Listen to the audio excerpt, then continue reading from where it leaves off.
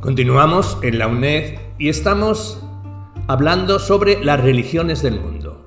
Y en concreto vamos a hablar de las religiones de los pueblos atrasados de Asia Meridional, suboriental y oriental.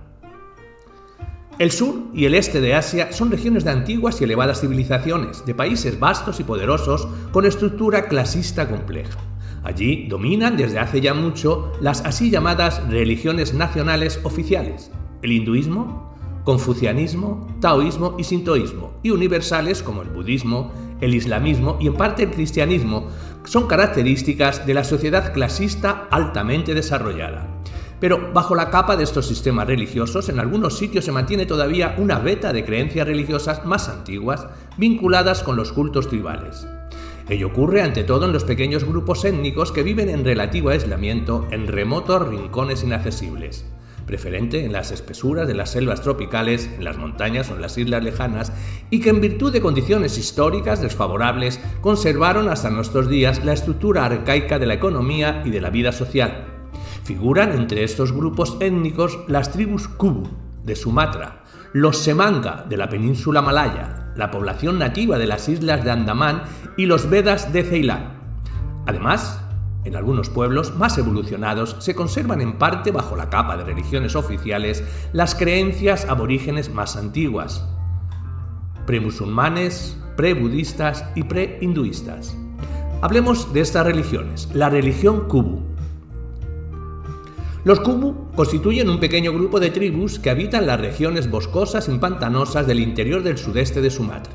Parte de los Kubu mantienen el antiguo relaciones con la población malaya circundante y bajo su influencia pasaron a la economía agrícola, pero otra parte, los Kubu salvajes, especialmente el grupo que vive sobre el río Rida, hacen hasta hoy una vida de cazadores vagabundos en la selva virgen tropical, Rimba, aun cuando también ellos experimentaron cierta influencia de sus cultos vecinos malayos. Su idioma es un dialecto malayo. Los europeos se enteraron de la existencia de los Kubu solo en la década de 20 del siglo pasado. En 1838 los visitó el holandés Boers y más tarde Bert y Van Dongen. En 1905 los describió minuciosamente el alemán Hegel.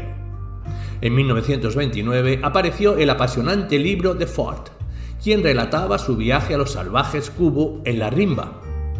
El interés de los científicos por este pequeño pueblo iba en aumento. Unos los consideraban una tribu en proceso de degeneración, otros un grupo sobreviviente, resto de la primitiva población premalaya de la isla que conservó su antiguo régimen económico y cultural. Pero hasta el momento los Kubu fueron poco estudiados. Tampoco está claro aún el problema de sus creencias religiosas. Algunos autores niegan rotundamente que las tengan, por lo menos el grupo más aislado que vive junto al Ridán. Según Van Dongen, quien los descubrió, los Kubu no creen en espíritus, ni poseen ideas supersticiosas respecto de los muertos, a los que dejan abandonados sin más en el lugar donde murieron y se marchan. No tienen hechiceros ni curanderos. Ford, quien comparte este punto de vista, se esforzó mucho por verificarlo interrogando a los propios Kubu. Luego registró su conversación con uno de ellos y procuró sugerir a su interlocutor la idea de algo sobrenatural, pero en vano, pues aquel negaba tenazmente la existencia de elementos terribles o incomprensibles en su vida cotidiana, o bien decía sencillamente que no sabía nada. Citemos fragmentos de esta curiosa conversación. Le preguntábamos: ¿alguna vez has ido solo y de noche al bosque? Sí, con frecuencia. ¿Oíste allí gemidos y suspiros? Sí. ¿Y qué pensaste entonces? Pues creí que eran crujidos de árboles. ¿Oísteis gritos? Sí. ¿Y qué pensaste? Pensé que eran gritos de una fiera. ¿Y si no supieras de qué fiera se trataba? Conozco las voces de todos los animales. Entonces, ¿no temes a nada en el bosque de noche? No, no temo a nada. ¿Y nunca encontraste allí algo desconocido que pudiera asustarte? No, lo conozco todo. En otra oportunidad, Ford intentó averiguar de la misma manera si los Kubu tienen ideas supersticiosas concernientes a los muertos. Y le pregunta: ¿has visto alguna vez a un hombre muerto? Sí. ¿Puede caminar? No. ¿Tiene extremidades lo mismo que tú, pero no puede moverlas? ¿Por qué? Porque está muerto. ¿En qué difiere un muerto de un vivo? muerto no respira. ¿Qué es el respirar? Es viento.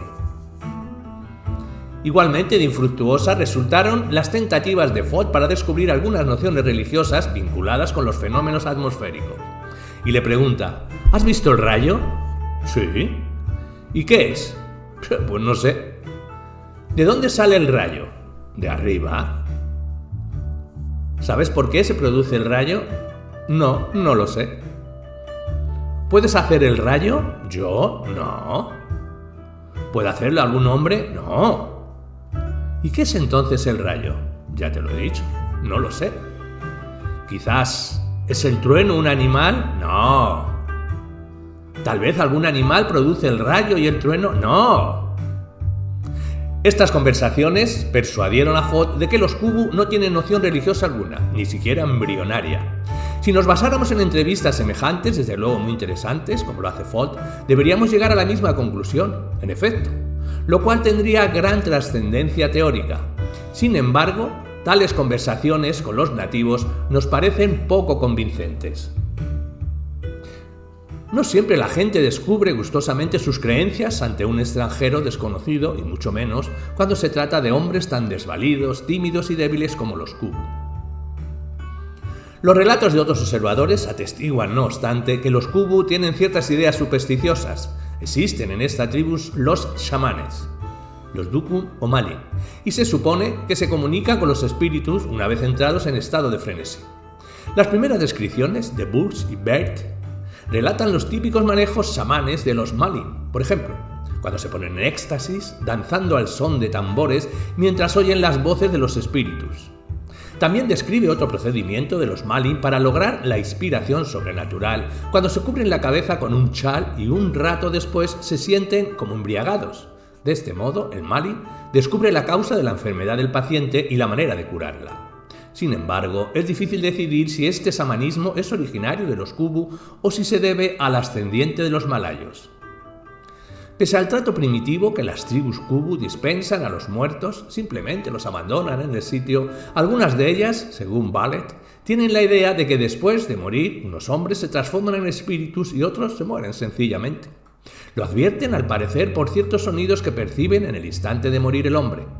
Si los sonidos no se producen, es porque el hombre ha muerto definitivamente sin dejar tras de sí espíritu alguno. No se conoce la explicación que dan los Kubu a esta diferencia en la suerte póstuma de los hombres. Todo eso atestigua que los Kubu poseen creencias religiosas, aunque en estado embrionario, no desarrollado. Evidentemente, ello se debe a las condiciones primitivas de vida y al bajo nivel general del desarrollo de la conciencia. Hablemos de la religión de los Semanga. Los Semanga son un pequeño grupo de tribus nómadas, de negroides de baja estatura, que habitan en selvas impenetrables del interior de la península malaya.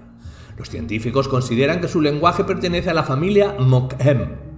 Los Semanga, que dependen económicamente de los malayos, experimentaron cierta influencia de estos y casi todos hablan malayo, pero en términos generales conservan el carácter original de su cultura, extremadamente rudimentaria.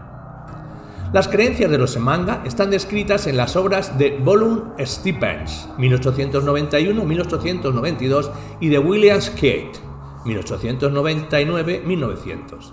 En 1994-25 visitó a los Semanga el etnólogo padre Paul Sebeksta, quien estudió y describió muy concienzudamente muchos aspectos de su vida. Los Semanga tienen curanderos chamanes, Blingan o Hala. Según reporta Skate, emplean procedimientos análogos a los chamanes. Y existe la creencia de que un Blian puede transformarse en tigre. Svesta los describe más bien como curanderos que tratan a los pacientes con hierbas, pero también señala que los Hala se comunican con los espíritus, los Tezoni. La forma en que los nativos imaginan a estos espíritus es muy pintoresca. Los Tzenoi viven en las flores, como los elfos europeos, y se los considera espíritus bondadosos, benevolentes con el hombre. Los Semanga sepultan en la tierra a sus muertos. Creen que las almas de los hombres se marchan al oeste con una meta indefinida, pero pueden regresar por las noches bajo el aspecto de pájaros y asustar con sus gritos a los parientes. Se encuentran rastros de ideas totémicas. La tribu Kenta cree que el embrión se forma en el cuerpo de una mujer embarazada con la intervención de un pájaro. Los Semanga experimentan un miedo supersticioso a la tormenta. La personifican en la figura del terrible dios Kari, al que unas tribus imaginan como hombre y otras como mono. Para disipar la tormenta, los Semanga le ofrecen un sacrificio de sangre a Kari, infiriéndose heridas con un cuchillo, mezclando la sangre con agua y salpicando esta mezcla hacia el lado de donde viene la tormenta. El padre, Smith, interpretando mal algunos datos fragmentarios, intentó plasmar la imagen de Carey como supremo dios, creador celestial, pero su correligionario Paul Sbesta, pese a ser adicto de la teoría del premonoteísmo, se vio forzado a publicar hechos que refutan este concepto. En primer lugar, Carey no es un dios bondadoso sino malévolo. En segundo lugar, los Semanga atribuyen la creación del mundo no a él, sino a otro ser mítico de rango inferior, Tapet. Es verdad que Sbesta trató, como él mismo confiesa, de corregir a los Semanga en esta idea errónea, según cree. ¿Cómo es eso?, les dijo. Carey es el más importante de ellos. ¿Cómo es posible que no haya creado nada? ¿Acaso no pudo? ¿O quizá Tapet es más grande y poderoso que Carey? Pero su interlocutor, Semanga, le contestó con mucha lógica que Carey es un gran señor y los grandes señores no trabajan sino obligan a trabajar a su sirviente o a su hijo. Es un ejemplo más de que la imagen mitológica del creador no coincide necesariamente, ni mucho menos, con la idea de Dios. Hablemos de la religión de los andamanes. Disponemos de bastantes datos referentes a las creencias de la población aborigen de las islas Andamán, hoy casi extinguida. Lo debemos a los circunstanciados libros de Edward Mann, empleado inglés de la administración colonial, quien vivió en las islas desde 1869 hasta 1880, y a la obra del conocido etnólogo inglés, Radcliffe Brown. Las creencias de los andamanes ofrecen gran interés porque estos isleños vivieron durante mucho tiempo aislados casi por completo de otros pueblos y su cultura se ha desarrollado en forma totalmente propia. El aislamiento de los andamanes se reflejó también en su tipo antropológico, negroides de baja estatura, descendiente de la población más antigua de Asia Meridional, y así como asimismo en la originalidad de su idioma. La economía conserva entre ellos una forma primitiva y está destinada solo a satisfacer sus necesidades inmediatas. Se dedican a la caza, la pesca y la recolección de hierbas. No conocen animales domésticos, ni siquiera al perro. No saben encender el fuego, por lo que se ven obligados a conservar perpetuamente el de sus hogares. En cambio, tienen viviendas bastante sólidas donde viven por temporadas, ya que son nómadas.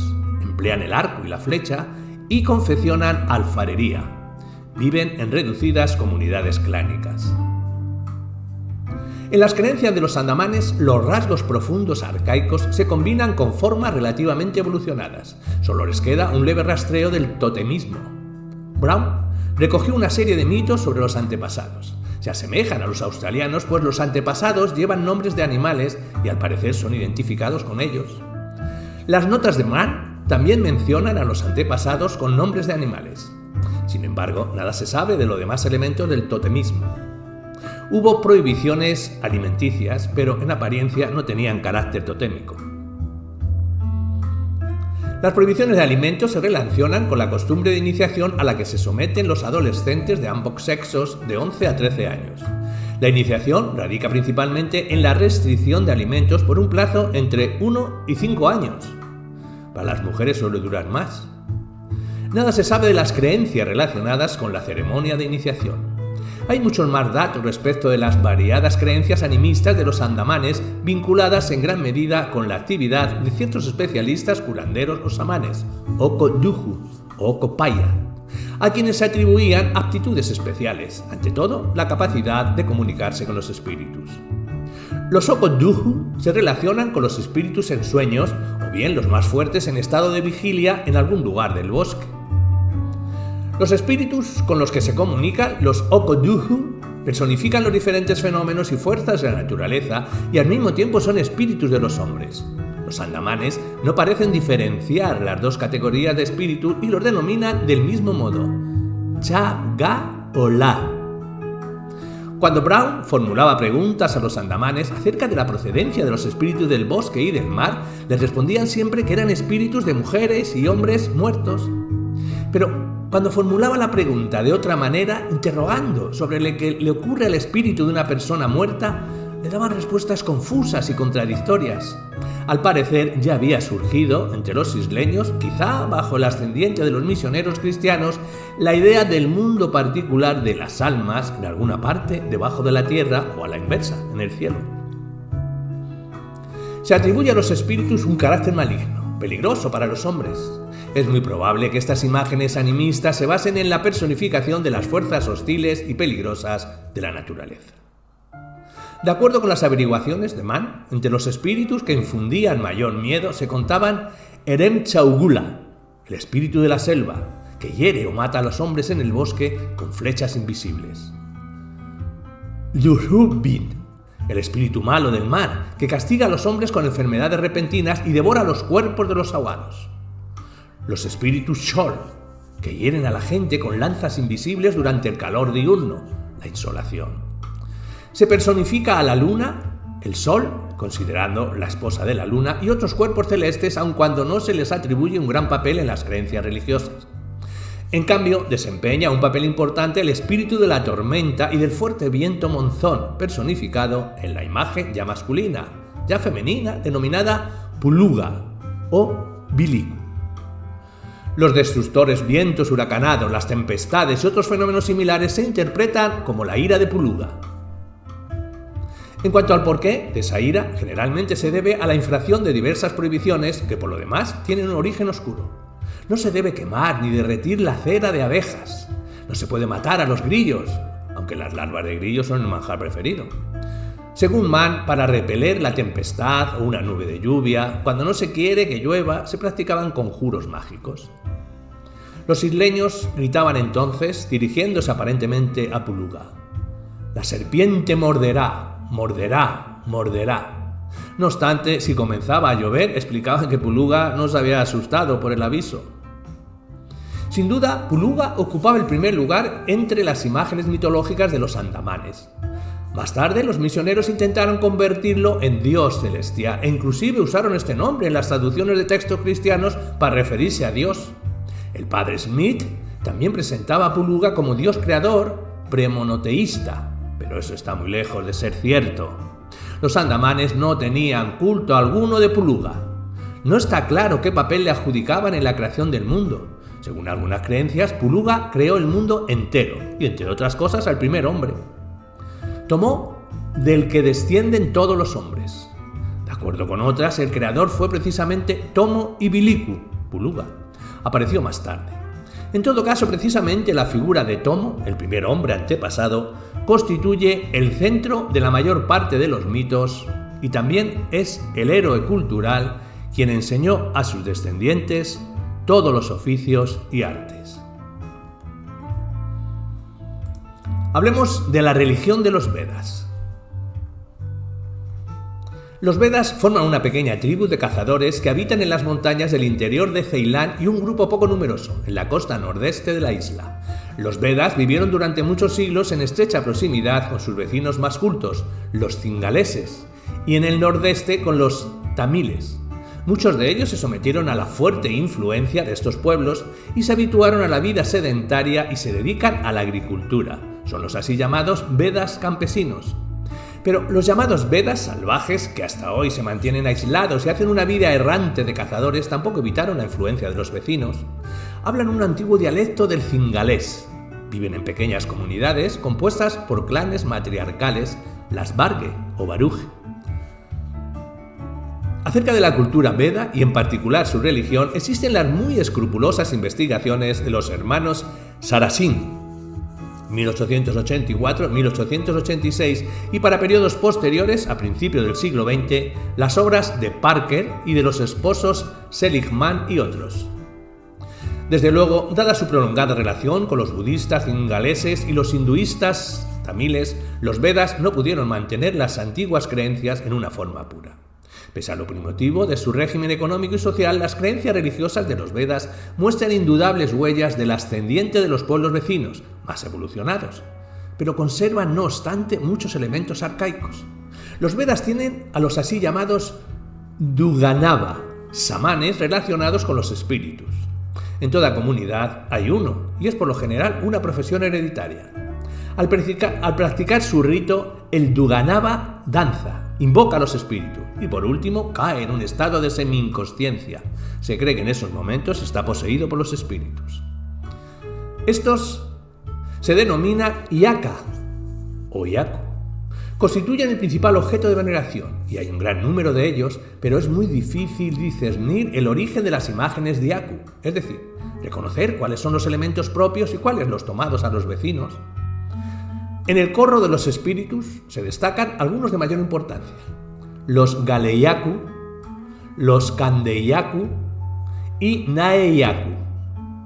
Los últimos son en realidad los espíritus de los muertos. El origen de lo demás es dudoso. En todo caso, se trata de espíritus comunes del montón.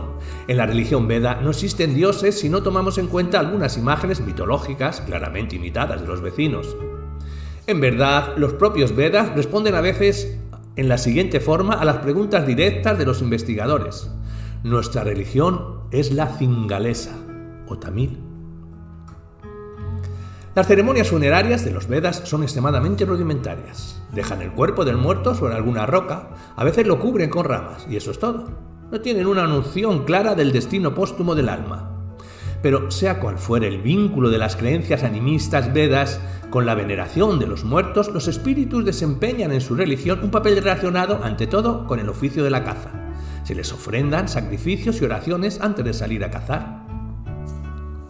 Seligman señala la siguiente característica de la religión Veda: la magia y cualquier clase de rito hechicero tienen muy poca figuración. Antes de ir a cazar, sacrifican y oran a los espíritus, pero no practican hechicería. En cambio, tienen un peculiar culto de la flecha, evidentemente dedicado también a la caza. En torno a la flecha sagrada, clavada en tierra, se bailan las danzas rituales. Al parecer, los Vedas no practican en absoluto la magia maléfica, ni la amorosa, ni la magia del tiempo. Todo eso es un tanto insólito, tratándose de tan temprana etapa de evolución.